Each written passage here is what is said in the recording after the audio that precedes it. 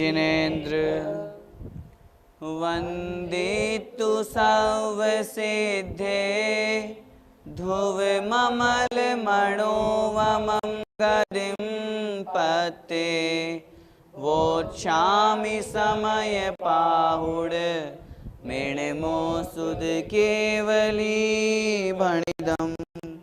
पंच परमेष्ठी भगवान की जय हो। समयसार जी ग्रंथादिराज में हम सर्व विशुद्ध ज्ञानाधिकार पढ़ रहे हैं और उसके अंतर्गत जो वर्णन चल रहा है किस प्रकार ज्ञानी जीव अन्य पर पदार्थों के कर्तापन से दूर होता है। पिछली ज्ञानशाला की कक्षा में हमने यह समझा था, व्यवहार नय से सामान्य व्यवहार की भाषा में ऐसा कहा जाता है कि यह वस्तु मेरी है, यह घर मेरा है, यह गांव मेरा है। लेकिन ऐसा कहने से क्या वह घर, क्या वह गांव उसका हो जाता है? आचार्य भगवान ने बहुत सुंदर से उदाहरण से गांव, नगर आदि की अपेक्षा से उदाहरण दिया था कि जैसे हम कहते हैं यह नगर मेरा है, क्या ऐसा कहने से उस नगर का जो स्वामी राजा है उसके अधिकार से छूट करके क्या वो नगर हमारा हो जाता है? अर्थात नहीं हो जाता। ठीक उसी प्रकार निश्चय ने की दृष्टि से तो परमाणु मात्र भी मेरा नहीं है, परमाणु मात्र का भी मैं करता नहीं हूँ। इस प्रकार निश्चय की दृष्टि को हमें समझना चाहिए। उदाहरण के माध्यम से हमने कल की कक्षा में समझा था, उसी बात को आज की इस कक्षा में हम दृष्टांत अर्थात सिद्धांत के माध्यम से समझते हैं। देखते हैं गाथा क्रमांक 349। एमेव मेच्छदिट्ठी णाणे निस्संशयं हवदिपत्तो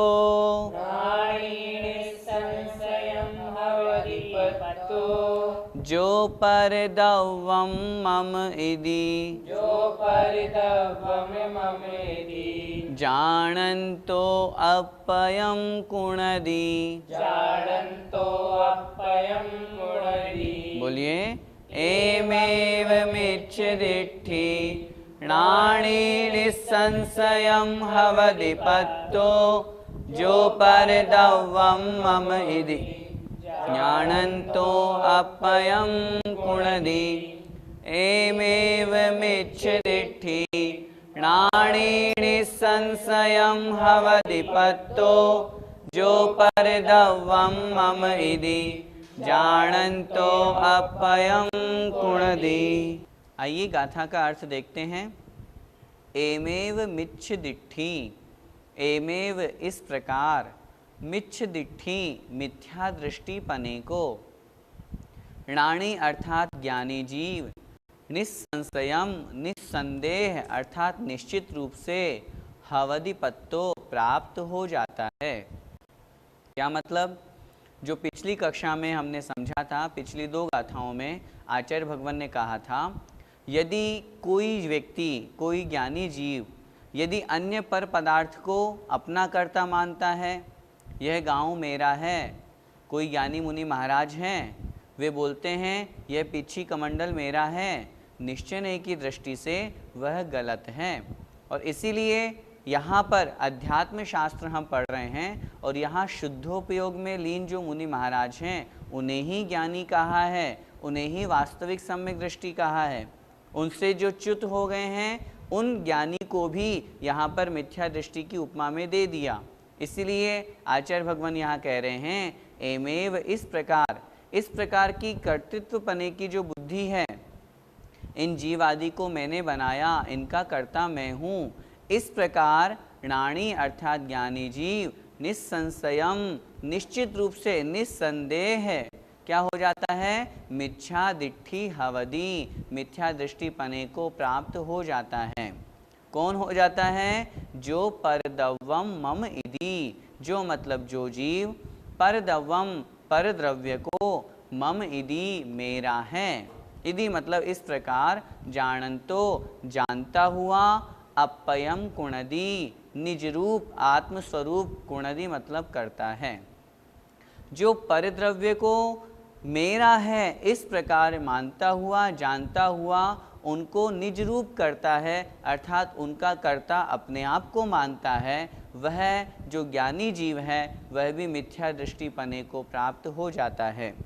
कहने का तात्पर्य यहाँ पर यह है, जो शुद्ध आत्म स्वरूप में लीन हैं, शुद्धोपयोग को प्राप्त है, ऐसी उस स्थिति में वह ज्ञानी जीव कहलाता है। और वह अन्य पर पदार्थों को तो क्या, अपने शरीर को या अपने भावों का भी कर्ता स्वयं को नहीं मानता है, वह तो अपने शुद्ध स्वभाव में लीन है।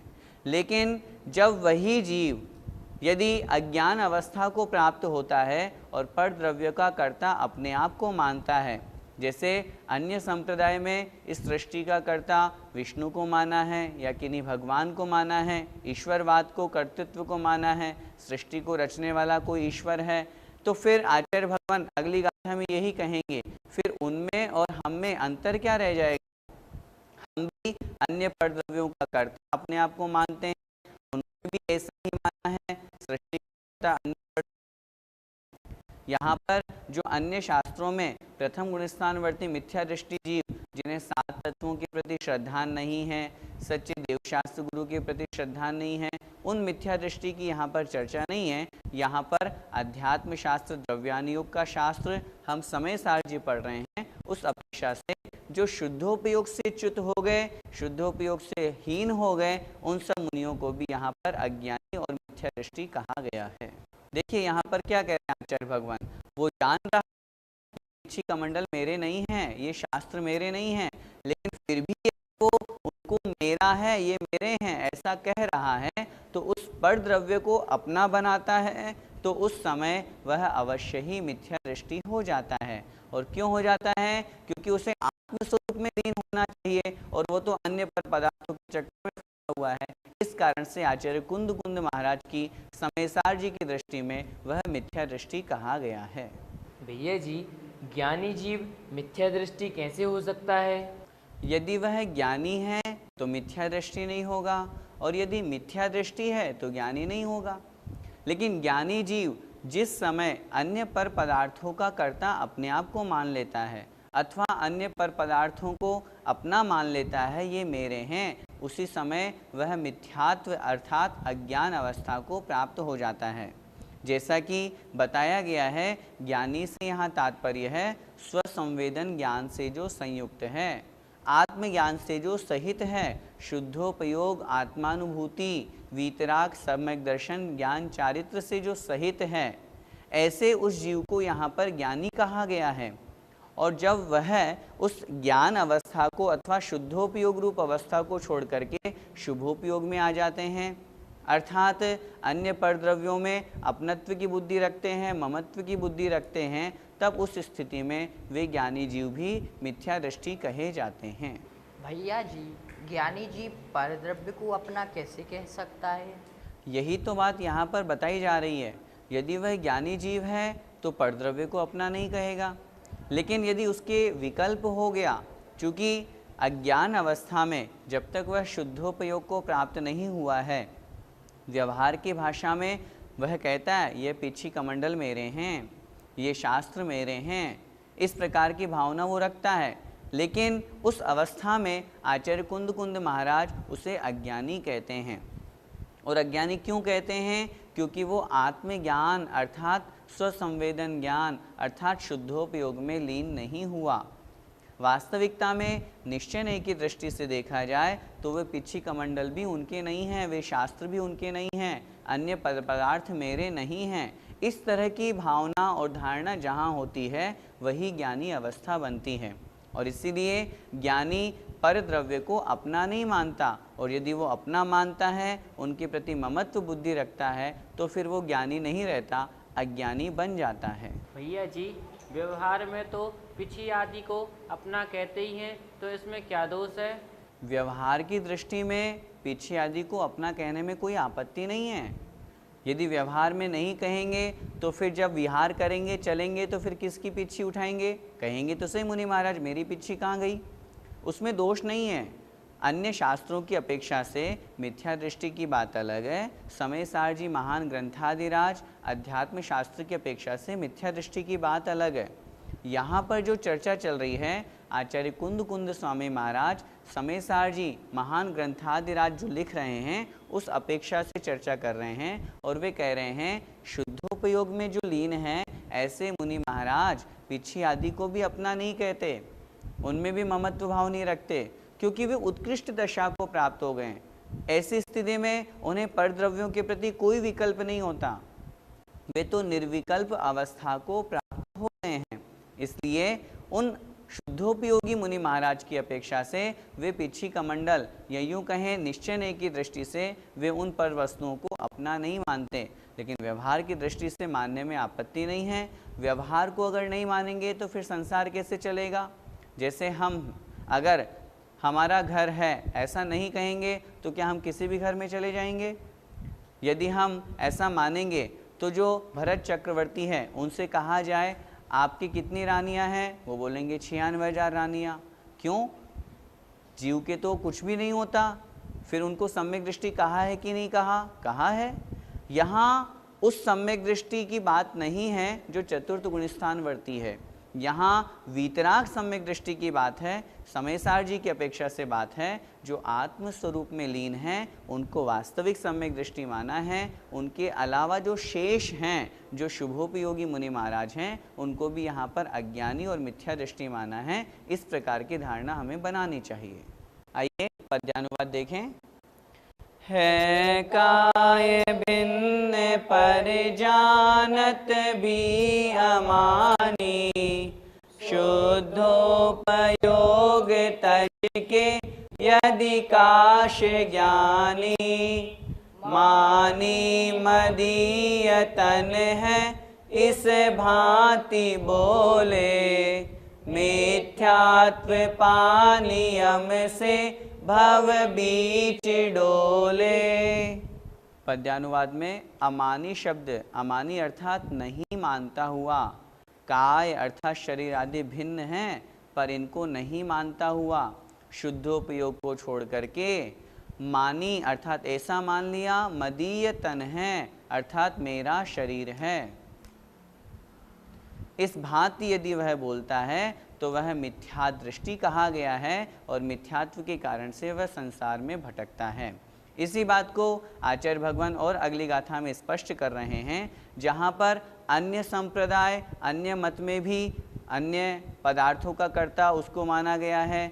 हमारे जैन संप्रदाय में भी यदि कोई मुनि महाराज अथवा कोई जीव ऐसा मानता है कि परद्रव्य को मैंने कहा है, मैंने किया है, तो दोनों ही परमतवादी अर्थात दोनों ही वहाँ पर कर्तृत्ववाद से युक्त होने के कारण से मिथ्यात्वपने को प्राप्त होते हैं। देखते हैं 350 नंबर की गाथा। तंहाण में तिणच्चा,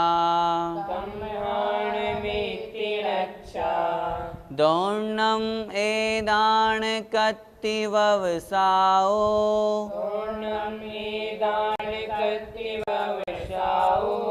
परदव्ये जानन्तो, जानिज्यो दिट्ठिरहि दानम। बोलिए। तंहाण में तिणच्चा, दौर्णम एदान कत्ति ववसाओ, परदव्ये जानन्तो, जानिज्यो दिट्ठिरहि दानम।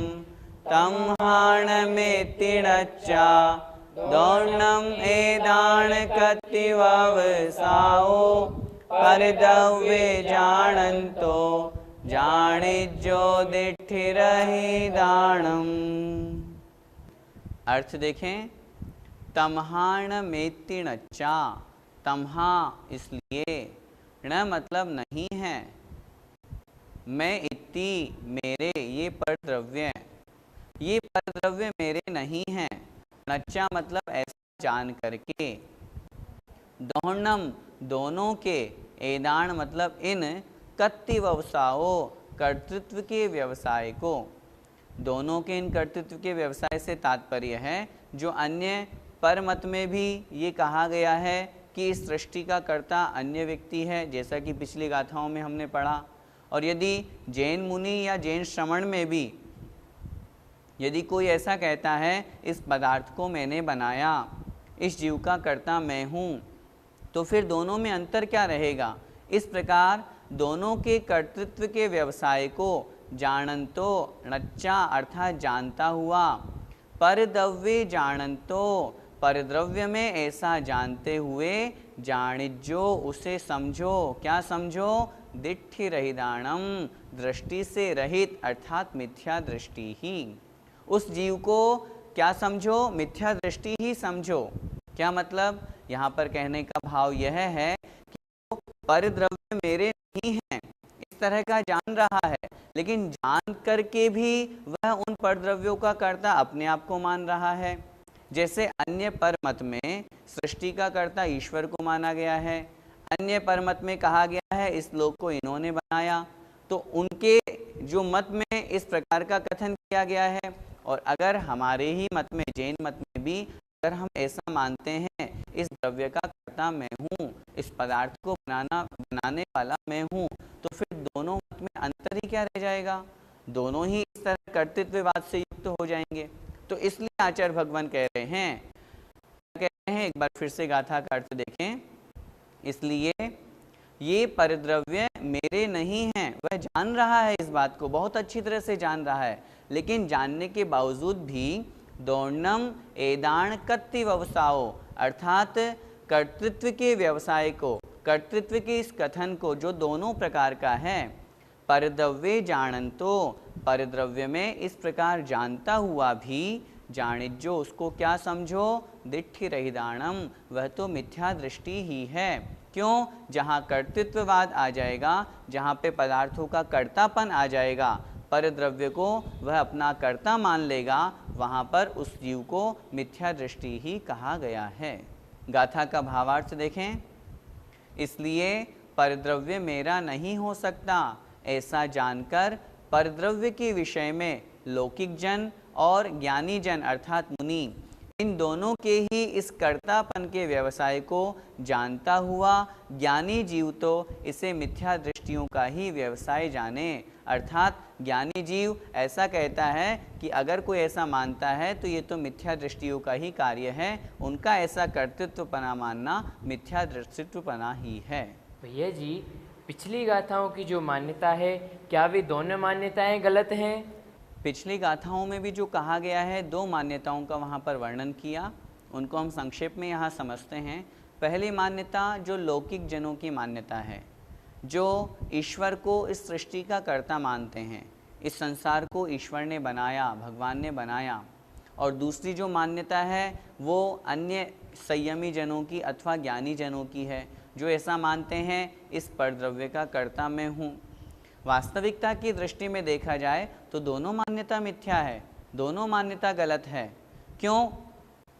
क्योंकि पहली बात तो ईश्वर सृष्टि का कर्ता हो नहीं सकता, पर एक द्रव्य किसी अन्य द्रव्य का कर्ता नहीं होता है, तो उस अपेक्षा से उनकी मान्यता गलत है। और यदि वही चीज़ सृष्टि की अपेक्षा नहीं लगा करके सामान्य रूप से व्यवहार में अगर कोई ज्ञानी जीव लगा भी रहा है तो वह ज्ञानी नहीं रहा।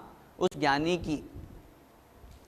ज्ञानी की इस मान्यता को आचार्यों ने मिथ्या दृष्टि घोषित कर दिया। इसलिए क्योंकि एक द्रव्य अन्य दूसरे पदार्थ का, दूसरे द्रव्य का कर्ता नहीं होता। इस अपेक्षा से यहाँ पर उन दोनों की मान्यता को गलत माना गया है। हम अध्यात्म शास्त्र पढ़ रहे हैं, इस अपेक्षा से व्यवहार नहीं की यहाँ चर्चा नहीं है।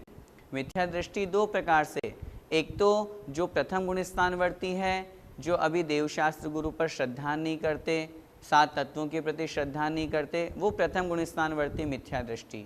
दूसरे मिथ्या दृष्टि समय सार जी की दृष्टि वाले, जिसमें शुद्धोपयोग से रहित जो कोई भी मुनि महाराज हैं अथवा श्रावक हैं, पहले गुण स्थान से लेकर के छठवें सातवें गुण स्थान तक, जब तक सातवें गुण स्थान में ध्यान अवस्था नहीं बनती, शुद्धोपयोग नहीं होता, तब तक उन जीवों को आचार्य कुंद महाराज ने अज्ञानी और मिथ्या दृष्टि माना है। भैया जी, क्या अन्य द्रव्यों को परमात्मा ने बनाया है? अन्य संप्रदाय में ऐसी मान्यता है कि अन्य द्रव्यों को कोई ईश्वर बनाता है, या जैसे कि उनके यहाँ कहा गया है कि इस सृष्टि को, इस संसार को बनाने वाला कोई ईश्वर है। ईश्वर को वो कर्तृत्व मानते हैं, लेकिन जैन दर्शन की, जैन मत की ऐसी मान्यता नहीं है। और वास्तविकता की दृष्टि में देखा जाए तो इस सृष्टि को यदि ईश्वर ने बनाया है तो प्रश्न उपस्थित होगा, क्या इसके पहले यह संसार नहीं था? और यदि संसार था तो फिर ईश्वर ने सृष्टि में क्या बनाया, संसार में क्या बनाया? यदि ईश्वर ने संसार को बनाया है तो फिर प्रश्न उपस्थित होगा, फिर उस ईश्वर को किसने बनाया? यदि हम और किसी का नाम लेंगे तो फिर और प्रश्न होगा, फिर उसको किसने बनाया, फिर उसको किसने बनाया? उत्तर कहीं भी खत्म नहीं होगा। उत्तर यही होगा, अनादि काल से ये सृष्टि है। हमारे यहाँ कहा भी गया है लोक और संसार के बारे में, किन्हू न करे न धरे को, षड द्रव्य मई न हरे को। इस संसार को न किसी ने बनाया है, न कोई धारण करने वाला है और न कोई नष्ट करने वाला है। ये तो अनादि अनंत है। इस प्रकार ईश्वरवाद का जो कर्तृत्वपना अन्य संप्रदाय में कहते हैं और सिद्ध करते हैं, वो पूर्ण रूप से गलत है। 20वीं शताब्दी में अन्य मत में और जैन मत के विद्वानों के बीच में ईश्वर को कर्तृत्ववाद और सृष्टि का कर्ता मानने के विषय में लगभग 150 वाद विवाद हुए, संगोष्ठियाँ हुई। और खुशी की बात है, उन सभी में हमारे जैन मत के विद्वानों की ही विजय हुई। उसका सबसे बड़ा कारण ही यही है, क्योंकि हमारे यहाँ सारे जो सिद्धांत कहे गए हैं ये तर्क संगत हैं, उनके पास में प्रश्न का उत्तर ही नहीं है। और हम खुद इस बात पर विचार करें, यदि ईश्वर को हम संसार का कर्ता मानेंगे तो फिर ये भिन्नता कैसी? ईश्वर तो भगवान है, फिर यदि भगवान है तो वो किसी को गरीब, किसी को अमीर क्यों बनाएंगे? किसी को काला, किसी को गोरा क्यों बनाएंगे? यदि हम कहेंगे कि ये तो सब कर्म के उदय से होते हैं, कर्म के निमित्त से होते हैं, तो फिर हम भी तो वही कह रहे हैं। फिर आप ईश्वर को बीच में क्यों ला रहे हैं? फिर तो कर्म सिद्धांत को मानिए। और यदि आप ईश्वर ने इस संसार को बनाया है तो ईश्वर तो भगवान है, वो तो मोक्ष में है, उन्हें विकल्प क्यों होगा? और यदि विकल्प होगा तो फिर वो भी हमारे जैसे विकल्पवान हो गया, तो फिर वो ईश्वर कैसे रहेगा? इस तरह बहुत तरह के प्रश्न उनके लिए उपस्थित हो जाएंगे जिनका कोई उत्तर नहीं होगा। इससे सिद्ध होता है ईश्वर ने किसी को नहीं बनाया है, यह सृष्टि, यह संसार अनादिकाल से है और अनंत काल तक रहेगा। एक द्रव्य किसी भी अन्य पर द्रव्य को कुछ भी नहीं कर सकता, न बना सकता है, न नष्ट कर सकता है। एक पिता भी पुत्र को उत्पन्न करता है, ये भी उसके कर्मोदय से ही होता है। पिता ने पुत्र को नहीं बनाया, उस पुत्र का कर्ता पिता नहीं है। इस प्रकार दोनों मान्यताओं को मान करके उस मिथ्यात्वपने से दूर होना चाहिए। ज्ञानी जन यदि इस दोनों मान्यताओं को कोई मानता है तो ज्ञानी जन उसे मिथ्या दृष्टि ही कहते हैं। पद्यानुवाद देखें। ऐसा विचार पर को अपना न मानो, और राग त्याग पर को पर रूप जानो। कर्तृत्ववाद धरते इन दो मतों को, मिथ्यात्व मंडित लखो उन पामरों को। इस पद्यानुवाद में अंतिम एक शब्द है पामर। पामर का मतलब होता है पापी। आचार्य श्री कह रहे हैं ऐसा विचार जो पर को अपना न मानो, दूसरों को अपना मत मानो, और राग को त्याग करके पर को पर रूप ही मानो, अन्य परद्रव्य पर ही हैं। लेकिन जो कर्तृत्ववाद को धरते हैं और इन दोनों मतों को मानते हैं कि मैं ही करने वाला हूँ, ऐसे लोग मिथ्यात्व से मंडित कहे गए हैं, पापी हैं, इसलिए हमें उनसे बचना चाहिए। जय जिनेंद्र। इस कार्यक्रम के पुण्यार्जक हैं मानक चंद, कमला देवी, राकेश कुमार नीतू, ऋषभ, सौम्या एवं Ayushi Musharraf, B123 Sethi colony Jaipur, Premchand, Vijay Lakshmi Ajmera Jaipur, Ashok, Rajlakshmi Pandya Jaipur, Sunil, Renu Kasliwal Nai Delhi. Shri Parasnath rerolling mills limited, Durgapur 1, Bardhaman Paschim Bangal. Amita Jain, wife of Anil Kumar Jain, Sangeeta Jain, wife of Vipin Kumar Jain, Pushpa Jain, Rajesh Jain, Meenu Jain, Megha Jain एवं मनन जैन, 1339 कृष्णा गली, चांदनी चौक, दिल्ली। शशिबाला जैन, श्रेयांश कुमार जैन, अनुपमा जैन, शरश जैन, शची जैन, चेतन जैन एवं अस्मित जैन, 54B, नवीन नगर, सहारनपुर, उत्तर प्रदेश। श्री जनार्दन प्रसाद जी, श्रीमती पतंती देवी, मुकेश कुमार, साक्षी, ईशा, हितार्थ, मोना खंधार, किशोर भाई, सुषमा बेन, परिमल भाई, अहमदाबाद।